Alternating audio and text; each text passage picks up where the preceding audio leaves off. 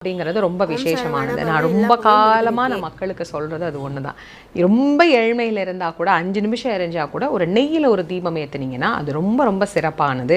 அதனால் நெய்யில் வந்து தீபம் ஏற்றுங்க, மண் விளக்கு பயன்படுத்துங்க, பஞ்சு திரி போடுங்க, போதும். நம்ம ரொம்ப போட்டு குழப்பி இது இப்படி தான் இருக்கணும், அது அப்படி தான் இருக்கணும் அப்படின்னு வந்து பயமுறுத்துவது ஆன்மீகம் அல்ல. ஆன்மீகம் என்பது மக்களுடைய அன்றாட வாழ்க்கையை மிக சரியான பாதையில் எடுத்துகிட்டு போகிறது. அதனால் எளிமையாக சாதாரணமாக ஒரு அகல் விளக்கு, ஒரு அதில் சின்னதாக நம்ம கார்த்திகை தீபம் ஏற்றுறோம்ல, அதில் ஒரு பஞ்சுத்திரி போட்டு அதில் கொஞ்சம் நெய் விட்டு ஏற்றினாலே போதும், சுவாமி சந்தோஷமாக அதை ஏற்றுக்குவார். அதில் ஏதாவது தவறுகள் செய்கிறாங்க அப்படின்னு உங்களுக்கு ஏதாவது தோணியிருக்கா?